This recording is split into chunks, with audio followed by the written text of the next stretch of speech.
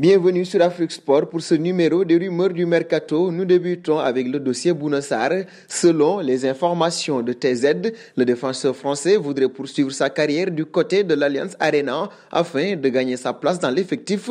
Le média allemand balayant ainsi les rumeurs d'un retour dans les Bouches-du-Rhône du latéral droit de 29 ans, barré par la concurrence sous les ordres anti-flics. L'ancien joueur de FC Metz souhaiterait profiter du changement d'entraîneur et de la venue sur le banc de Julian Nagelsmann pour inverser la tendance, même si rien ne garantit aujourd'hui que son temps de jeu sera revu à hausse avec l'actuel coach du RB Leipzig.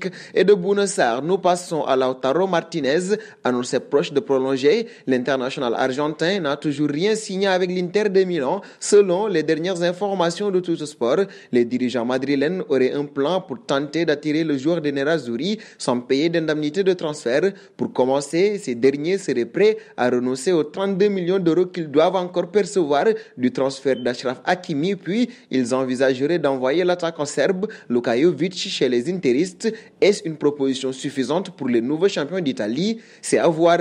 Un saut dans le dossier Erling Haaland. La formation du FC Barcelone aurait une nouvelle priorité en vue du prochain mercato d'été. Selon les dernières informations du quotidien Sport, le président Joan Laporta aurait jeté son dévolu sur l'attaquant norvégien. Les Blaugrana seraient déjà en contact avec l'agent du joueur. Sous contrat avec le Borussia Dortmund, le buteur norvégien ne disposerait pas de bonne sortie sauf en cas d'offre de plus de 100 millions d'euros. Actuellement, les finances du Barça sont dans le rouge et le club catalan ne peut se permettre de dépenser une telle somme. Un saut auprès de Renan Lodi, alors que l'Olympique lyonnais a décidé de se mettre sur les rangs. Le latéral gauche disposerait d'une nouvelle piste pour quitter l'Atlético de Madrid lors du prochain mercato d'été. En effet, selon les dernières informations de Fichajes, l'international brésilien intéresserait Manchester City, lié au Colchoneros jusqu'en juin 2025. Il serait estimé à 30 millions d'euros sur le marché des transferts. Cette saison, le natif de Tirana a délivré 2 passes décisives en 30 rencontres,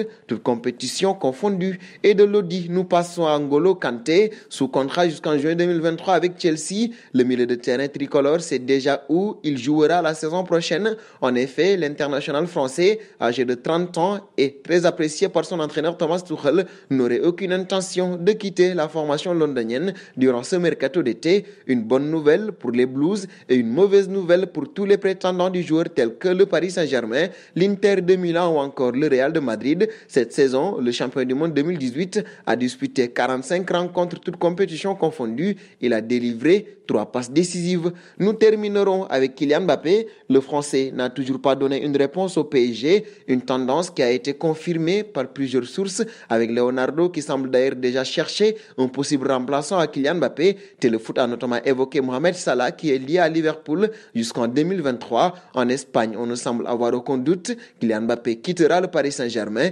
D'après les informations de Deportes 4, l'attaquant du PSG aurait décidé de rejoindre le Real de Madrid, un club qu'il a toujours attiré. À Madrid, Florentino Pérez ne semble en effet pas avoir digéré l'échec de juillet 2018 lorsque Mbappé décidait de snober le Real de Madrid pour rejoindre Neymar au PSG. Nous arrivons au terme de ce journal que nous fermons donc avec la question du jour.